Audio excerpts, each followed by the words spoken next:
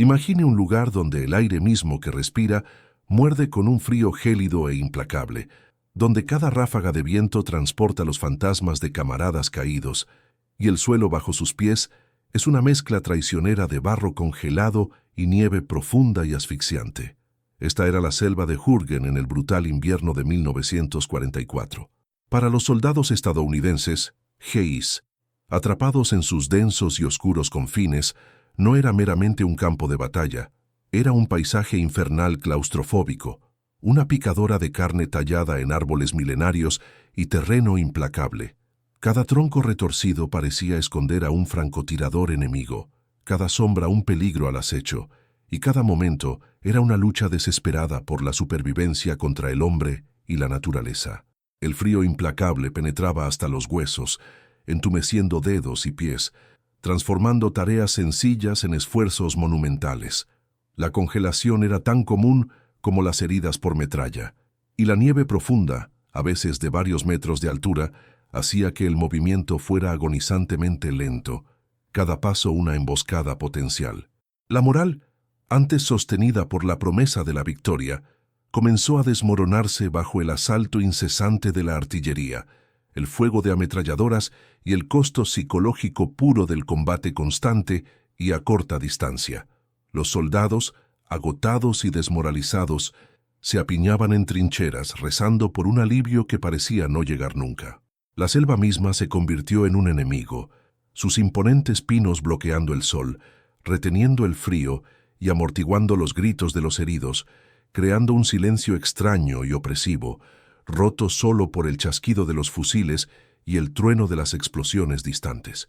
Pero en medio de esta pesadilla helada y asfixiante, había un terror aún mayor que acechaba las líneas estadounidenses: el tanque alemán Panther.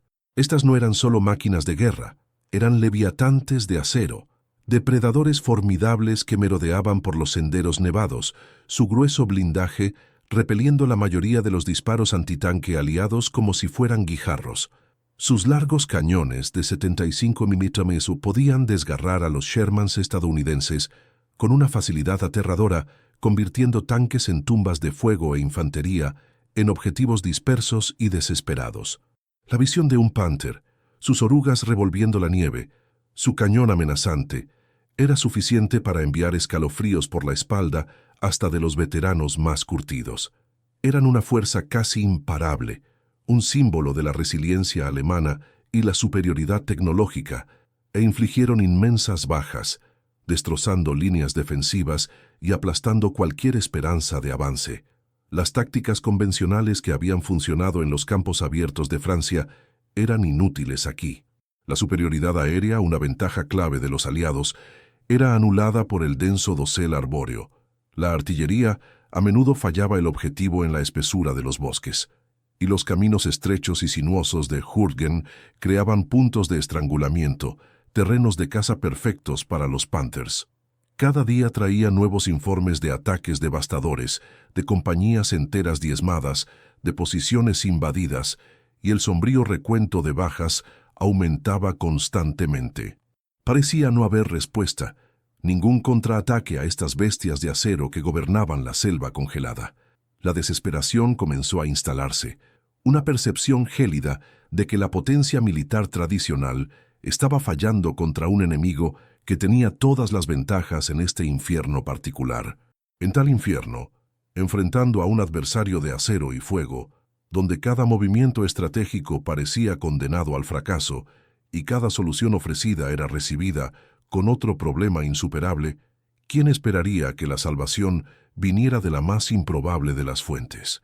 ¿Quién creería que el curso de la batalla, el destino de incontables vidas, podría cambiar no por un arma nueva, un general brillante o un audaz asalto frontal, sino por un simple y modesto sastre? Un hombre cuyas habilidades civiles, cuya observación silenciosa y cuya idea aparentemente descabellada desafiaría toda lógica militar y, en última instancia, detendría 18 tanques Panther en la nieve de Hürgen. Esta no es una historia de heroísmo convencional ni de gran estrategia. Es un testimonio del ingenio nacido de la más profunda desesperación, un relato de cómo una solución no convencional rechazada por muchos como locura, se convirtió en la clave improbable para la supervivencia en una de las campañas más brutales de la Segunda Guerra Mundial. La noción misma parecía absurda. ¿Cómo podría un hombre cuyo oficio implicaba puntadas delicadas y telas finas posiblemente contribuir al sombrío cálculo de la guerra de tanques? Sin embargo, a medida que la situación se volvía más grave, a medida que la helada reclamaba más extremidades y los tanques Panther reclamaban más vidas, la necesidad de un cambio radical en el pensamiento se hizo innegable. El camuflaje estándar, diseñado para los campos verdes del verano, era casi inútil contra el lienzo blanco y nítido del invierno, haciendo que las posiciones aliadas fueran dolorosamente obvias contra la nieve. Cada soldado entendía el problema, pero nadie tenía una solución viable que pudiera implementarse rápida y eficazmente en el campo. La máquina militar, con toda su fuerza y disciplina, estaba atascada, empantanada no solo por la nieve y el barro, sino por su propia adherencia a la doctrina establecida. La presión implacable de las fuerzas alemanas, particularmente sus divisiones blindadas, estaba empujando las líneas estadounidenses hasta el punto de ruptura. Los comandantes, desde el nivel de compañía hasta el cuartel general de división, se devanaban los sesos buscando cualquier ventaja, cualquier nueva táctica que pudiera detener la hemorragia. Intentaron todo dentro de los límites de la guerra convencional: mejor colocación de armas antitanque, patrullas más agresivas, incluso intentos desesperados de solicitar apoyo aéreo a través de los cielos perpetuamente encapotados. Pero los Panthers, con su óptica superior y blindaje pesado, continuaban causando estragos. El sentimiento de futilidad crecía con cada día que pasaba, cada nuevo informe de bajas pintando un cuadro más sombrío. Hurtgen estaba devorando hombres vivos, y los tanques Panther eran sus dientes más voraces. Fue en este crisol de desesperación, donde los gritos desesperados de los heridos se mezclaban con el golpe de la artillería y el gemido interminable del viento, que una idea, una proposición totalmente escandalosa, comenzó a tomar forma en la mente de un soldado tranquilo. Una idea tan alejada del pensamiento militar tradicional que fue recibida inicialmente con ridículo y rechazo total.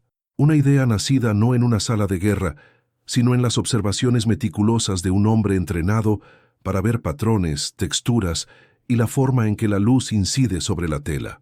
El escenario estaba preparado para un cuento extraordinario, donde el más inesperado de los héroes emergería de las sombras de un infierno congelado, trayendo consigo una solución que cambiaría el curso de la batalla contra los tanques Panther, aparentemente invencibles, y grabaría su nombre, aunque en silencio, en los anales de la innovación militar.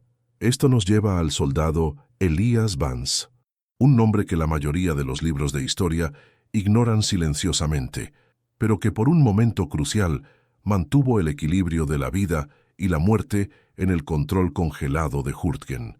Vance no era un veterano de combate canoso, ni un graduado de West Point, ni un cazador de tanques endurecido.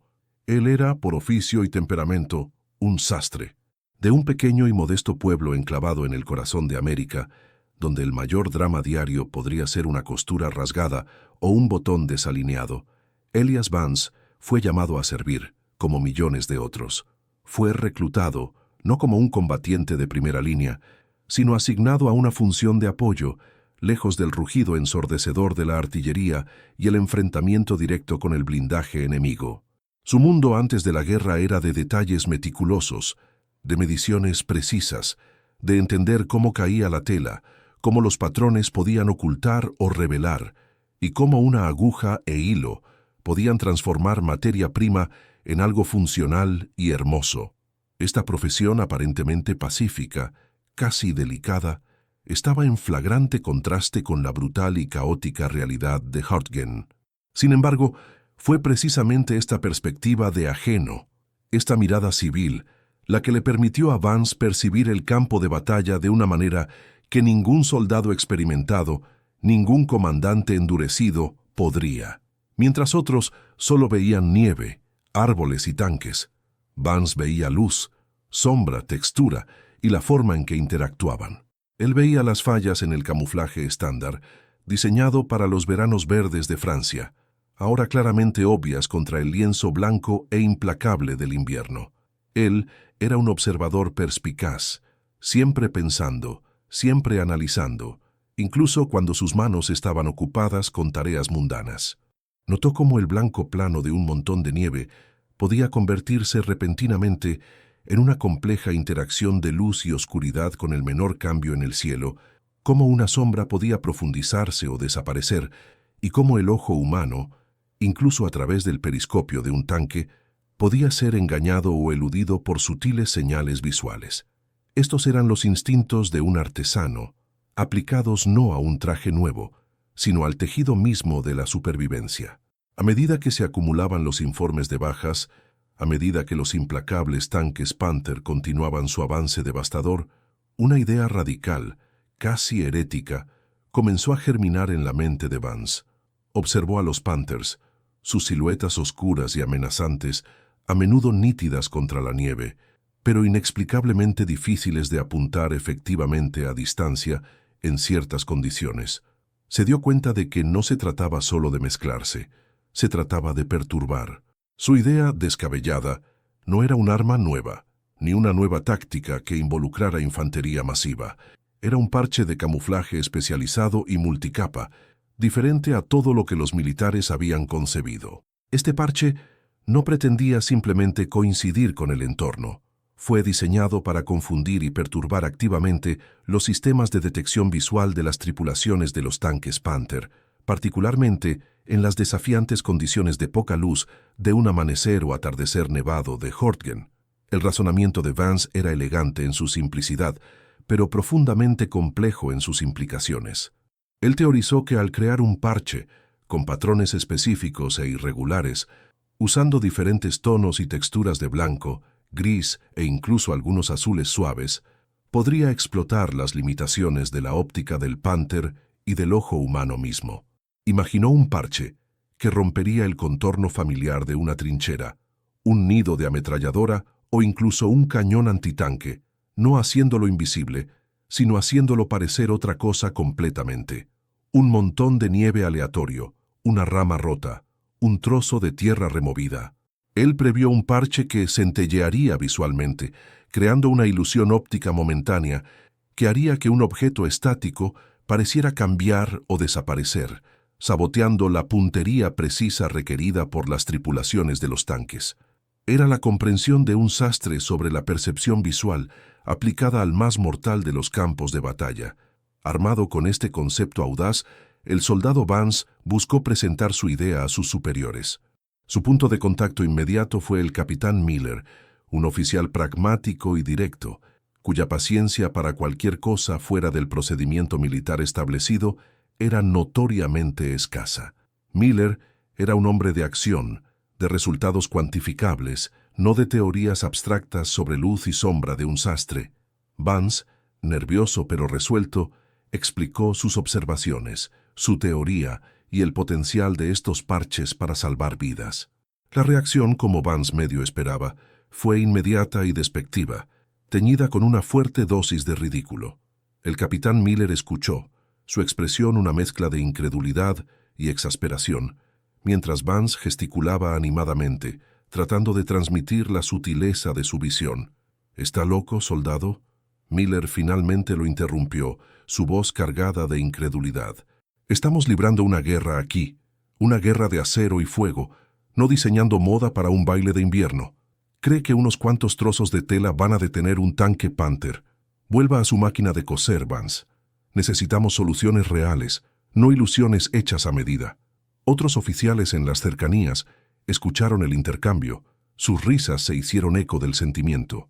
Un parche de camuflaje, soldado, se mofó uno de ellos. ¿Qué sigue camuflaje para nuestro valor? El rechazo fue absoluto, la desestimación humillante. La idea de Vance, tan cuidadosamente concebida, tan llena de potencial, fue descartada como el fantástico ensueño de un civil inadaptado. Fue un choque notable entre el pensamiento rígido y convencional de la doctrina militar y el genio innovador y poco convencional, nacido de un mundo completamente diferente. El mensaje era claro: quédese en su lugar, sastre. Esto es la guerra, y la guerra se libra con armas y agallas, no con tela e hilo. Vance retrocedió, su espíritu innovador momentáneamente aplastado, pero su convicción inquebrantable. Sabía lo que había visto, lo que había entendido. Pero ¿cómo podía convencer a un ejército que no tenía tiempo para la visión radical de un sastre, especialmente cuando el suelo bajo ellos se estaba desmoronando bajo el ataque implacable del enemigo? La respuesta, él lo sabía, solo vendría cuando la desesperación finalmente superara el escepticismo, cuando las soluciones convencionales hubieran fallado por completo y simplemente no hubiera nada más que perder. Pero la fría y dura realidad de la selva de Jürgen poco se preocupaba por convicciones individuales o ideas rechazadas. La guerra continuó, escalando con una intensidad brutal que parecía burlarse de cualquier atisbo de esperanza. Los días siguientes a la humillante desestimación de Vance trajeron no un momento de alivio, sino una nueva oleada de agresión alemana encabezada por los mismos tanques Panther que él había buscado neutralizar. La situación en el frente de Jürgen pasó rápidamente de sombría a apocalíptica. La densa selva, antes un mero obstáculo, se transformó en un enemigo implacable, su agarre gélido apretando a las fuerzas estadounidenses. La nieve se convirtió en un tormento diario, cubriendo el paisaje en un manto blanco engañoso que ocultaba peligros, pero no ofrecía cobertura. La visibilidad se desplomó, convirtiendo las patrullas en tropiezos ciegos y las líneas defensivas en objetivos vulnerables. El frío se agudizó, alcanzando temperaturas que carcomían la carne y el hueso, convirtiendo las armas de metal en instrumentos de tortura al tacto. La congelación se volvió rampante, cegando dedos, pies e incluso extremidades enteras, dejando fuera de combate a más hombres que el fuego enemigo en algunos sectores. La ayuda médica luchaba por llegar a la primera línea a través de los montones de nieve intransitables, y la evacuación de los heridos se convirtió en una pesadilla logística, a menudo tomando horas preciosas, sino días. Entonces vinieron los Panthers, no solo uno o dos, sino embestidas coordinadas, columnas de depredadores de acero emergiendo de la nieve arremolinada y las sombras de los pinos. Atacaron con una precisión escalofriante, explotando los senderos estrechos y la movilidad con dificultades de los estadounidenses. Su grueso blindaje frontal, inmune a la mayoría de los cohetes antitanque aliados e incluso a los proyectiles de los tanques Sherman más pequeños a distancia, les permitió avanzar con una impunidad aterradora.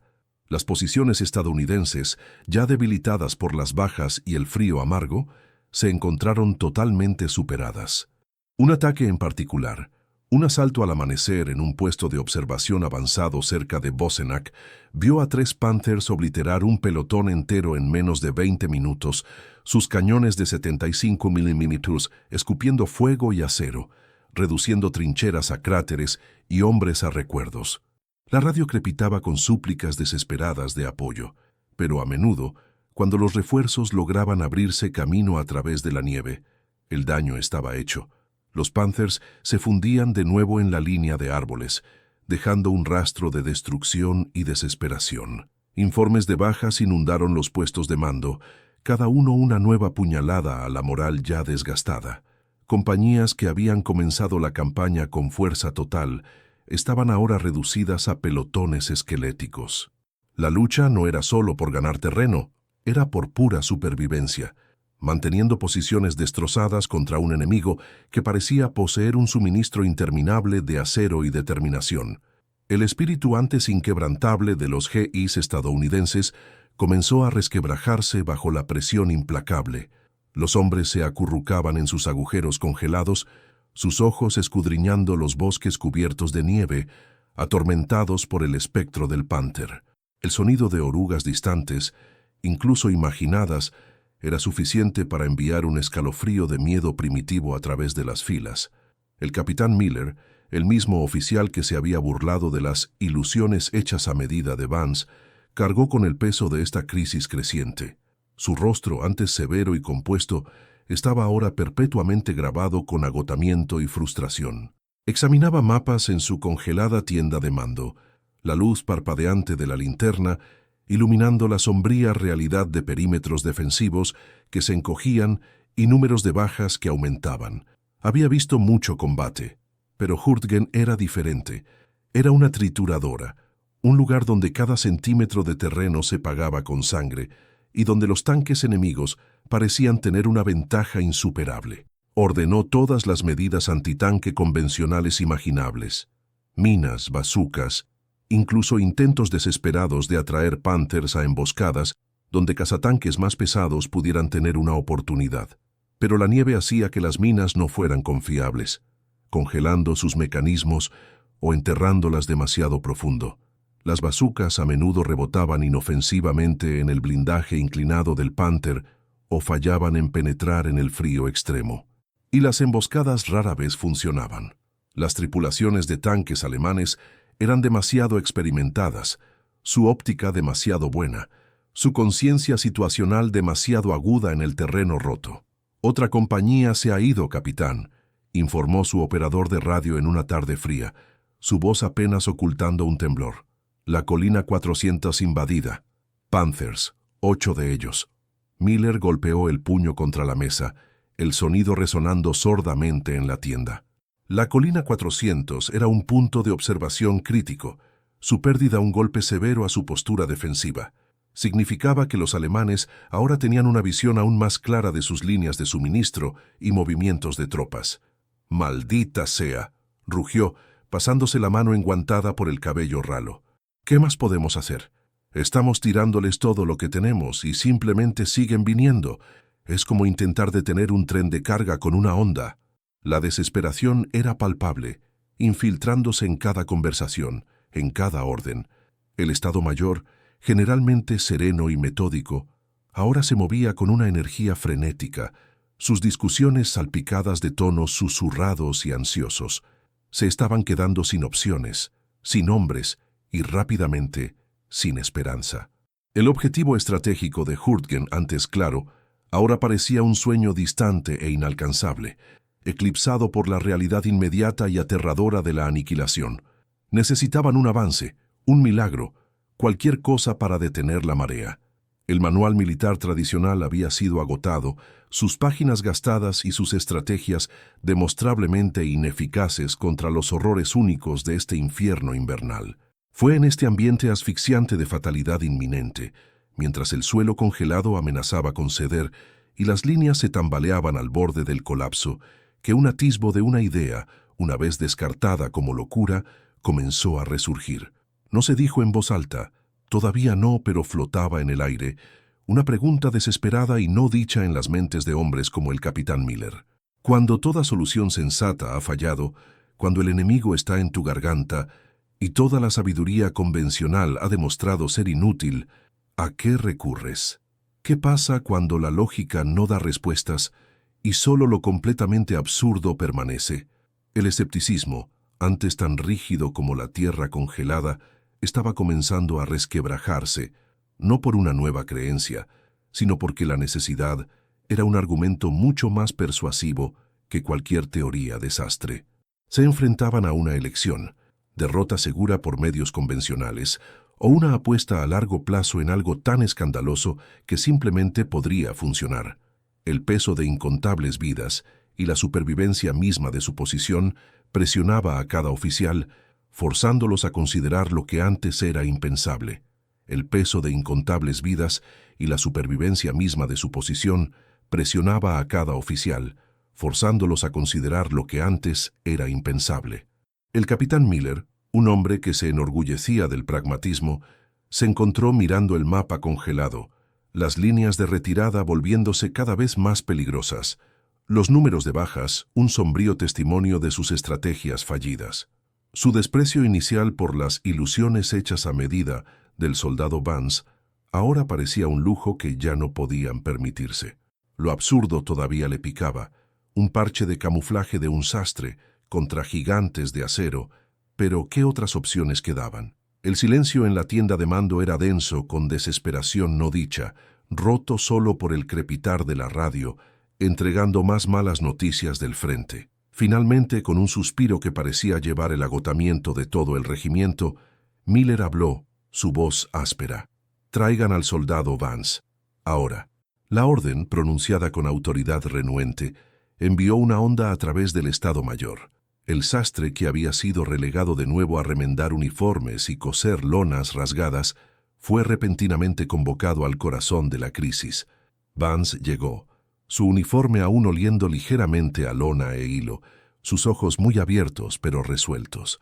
Mantuvo su convicción, incluso mientras la guerra rugía a su alrededor, sabiendo que la verdad de su observación finalmente sería probada por las realidades brutales del campo de batalla. El capitán Miller, evitando el contacto visual, expuso la sombría situación. El inminente contraataque alemán, el número abrumador de tanques Panther. No se disculpó por su rechazo anterior, pero su tono era notablemente diferente, despojado de su antiguo ridículo. «Soldado», comenzó, dijo que estos parches podrían confundir su óptica, hacerlos dudar. ¿Todavía cree en eso? Vance asintió, su voz firme. «Sí, capitán. No se trata de invisibilidad. Se trata de perturbación visual. El ojo humano, incluso a través de un periscopio, depende del reconocimiento de patrones de contornos definidos. Mi diseño rompe esos patrones. Crea un parpadeo, flicker, un ruido visual que dificulta la identificación de un objetivo, especialmente en la nieve y con poca luz». Miller se frotó las sienes. «¿Qué tan rápido puede hacerlos? ¿Cuántos?» Vance, con la mente de sastre ya acelerada en cálculos, explicó el diseño intrincado y multicapa, los diferentes tonos y texturas necesarios para explotar las debilidades ópticas que había observado. No sería fácil, y ciertamente no sería bonito.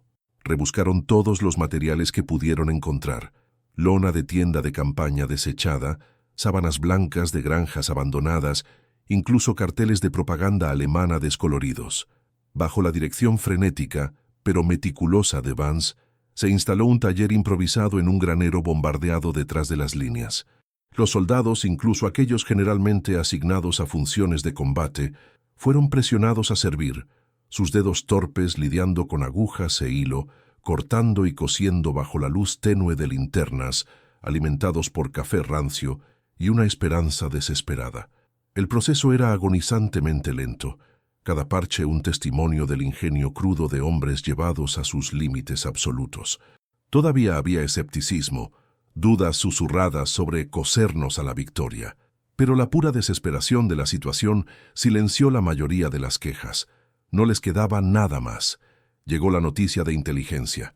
Un gran contraataque alemán era inminente. 18 tanques Panther, una formidable punta de lanza blindada, apoyada por infantería, se estaban concentrando para una ofensiva a través de un valle clave, con el objetivo de dividir las líneas estadounidenses y recuperar terreno vital. Era la prueba final, una apuesta de proporciones épicas. El capitán Miller, tragándose su orgullo, supervisó personalmente el despliegue. Una pequeña unidad sitiada, que mantenía una posición defensiva crítica a lo largo del borde del valle, fue elegida para el experimento. Sus cañones antitanque, equipos de bazuca y trincheras fueron apresuradamente adornados con los parches descabellados de Vance. Parecían extraños, casi ridículos contra la nieve blanca y nítida, un mosaico de formas y tonos irregulares, aparentemente aleatorias, pero precisamente calculadas. Los hombres, temblando en sus posiciones, miraban el extraño camuflaje con una mezcla de aprensión y un atisbo de esperanza desesperada. Era esto, el último lance de los dados. El amanecer llegó, no con una explosión de color, sino con una luz sombría y grisácea filtrándose a través de los cielos perpetuamente encapotados, iluminando la nieve fresca. El aire estaba denso de tensión, el silencio salpicado solo por el estruendo distante de la artillería y el latido frenético de los corazones. Entonces, fuera de la niebla arremolinada y las sombras de los árboles cargados de nieve, aparecieron 18 tanques Panther, sus siluetas oscuras y amenazantes, cortando el paisaje blanco, sus orugas revolviendo, sus largos cañones amenazantes.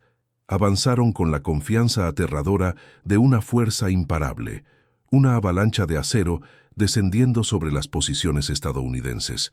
El suelo temblaba con su aproximación, El capitán Miller observaba a través de sus binoculares, su estómago un nudo de pavor.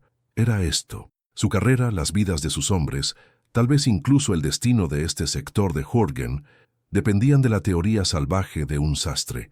El Panther líder, su comandante mirando a través de su periscopio, avanzó más cerca, su tripulación examinando la línea de árboles en busca de cualquier signo de resistencia. Pero entonces, algo inesperado sucedió. El tanque dudó. Redujo la velocidad, su cañón congelándose momentáneamente en su travesía. El comandante, entrecerrando los ojos, le hizo una señal a su conductor. El Panther se desvió ligeramente, su tripulación aparentemente luchando por resolver la confusa información visual presentada por las posiciones estadounidenses. Un segundo tanque, luego un tercero, exhibió una confusión similar, su avance coordinado vacilando, volviéndose titubeante. Los parches diseñados para crear ruido visual estaban funcionando. La forma meticulosa, casi artística, en que Vance había superpuesto y texturizado los trozos de tela, creó una ilusión óptica, un flicker, que impedía a las tripulaciones de los tanques identificar y fijar objetivos correctamente. Lo que deberían haber sido contornos claros de trincheras y cañones antitanque se convirtieron en borrones distorsionados y confusos de luz y sombra contra la nieve. Esta vacilación momentánea, esta preciosa ventana de desorientación, era todo lo que los GIs estadounidenses necesitaban. ¡Fuego!, gritó Miller, su voz ronca por la adrenalina. Las bazucas, antes casi inútiles contra el blindaje frontal de los Panthers, ahora encontraron su objetivo en los flancos, ya que los tanques, luchando por orientarse, presentaban ángulos vulnerables. Los cañones antitanque, antes incapaces de obtener un tiro claro en los gigantes que avanzaban rápidamente, ahora tenían preciosos segundos para apuntar y disparar. El valle estalló en una cacofonía de explosiones, el rugido de los cañones de tanques y el traqueteo frenético de ametralladoras. Humo y nieve se dispersaron por el aire. Un Panther, luego otro, fue alcanzado, su grueso blindaje finalmente penetrado, sus poderosos motores silenciados. La infantería alemana, esperando un avance fácil detrás de su pantalla blindada, fue tomada por sorpresa, repentinamente expuesta y vulnerable, mientras sus protectores de acero flaqueaban. La marea había cambiado. Lo imposible estaba sucediendo. Lo imposible estaba sucediendo. El caos de la batalla dio paso a una realización aturdida entre los GIs estadounidenses. Los Panthers, antes invencibles, eran ahora cascos en llamas en la nieve, su asalto coordinado destrozado. El alivio recorrió el valle, denso y tangible, seguido rápidamente por un asombro casi reverente. El capitán Miller, con el rostro manchado de hollín y sudor, miró de los tanques en llamas al camuflaje improvisado que adornaba las posiciones de sus hombres. Las ilusiones hechas a medida acababan de salvar a su compañía, tal vez a todo el sector. Los susurros iniciales de suerte de principiante se desvanecieron rápidamente, reemplazados por informes incrédulos que se filtraban en la cadena de mando. Un sastre. Un simple y modesto soldado había cambiado el curso contra la amenaza blindada más temible en el frente occidental. La noticia del parche Vance se extendió como la pólvora por Horgen, más rápido que cualquier comunicado oficial. Los soldados, desesperados por cualquier ventaja, comenzaron a exigir los parches. El mando, inicialmente dudoso, no podía ignorar la evidencia innegable. Las tasas de bajas contra tanques Panther en sectores que utilizaban el diseño de Vance cayeron drásticamente. La moral, que estaba en caída libre, se elevó con un renovado sentido de esperanza. El soldado Elias Vance, el sastre tranquilo, ya no era solo un remendador de uniformes. Se convirtió en una leyenda discreta, un visionario táctico. No recibió una medalla por valentía en la primera línea, pero su contribución fue igualmente, si no más, profunda. Fue sacado rápidamente de su unidad de combate y encargado de supervisar la producción y el refinamiento de sus parches. Surgieron talleres improvisados a lo largo de todo el frente, tripulados por hombres ansiosos por contribuir a esta innovación que salvaba vidas.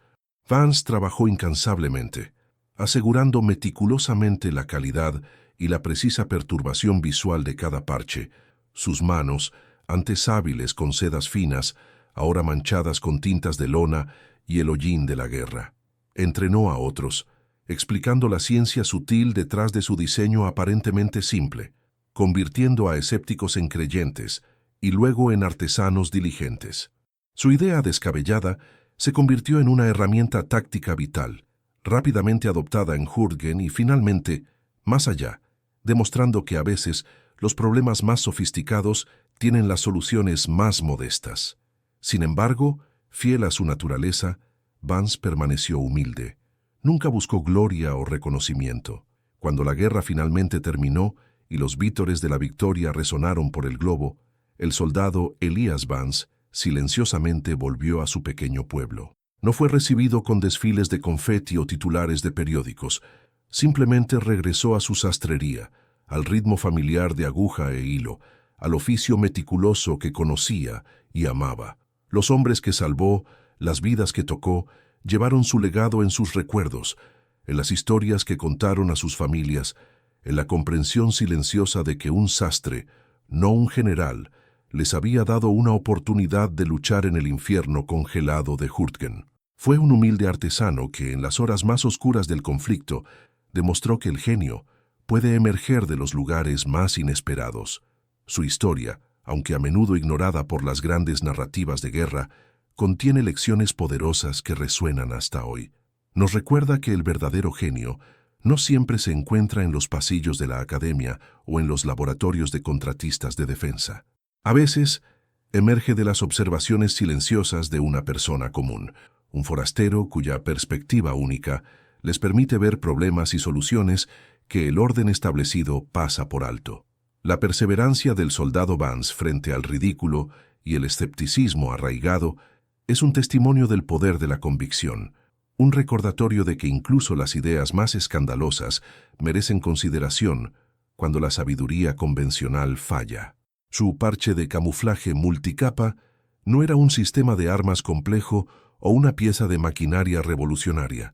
Era una solución simple y no convencional, nacida de la comprensión de un sastre sobre la luz, la sombra y la percepción visual. Superó estrategias complejas y tradicionales porque abordó una falla fundamental en la detección del enemigo, en lugar de intentar superar su fuerza. Esto nos enseña a cuestionar suposiciones, a abrazar la creatividad y a reconocer el profundo potencial de brillantez dentro de nosotros y de las personas que nos rodean, independientemente de su origen o rol percibido. Entonces, la próxima vez que se enfrente a un desafío que parezca insuperable, o cuando una idea radical surja en su mente, recuerde al soldado Elias Vance.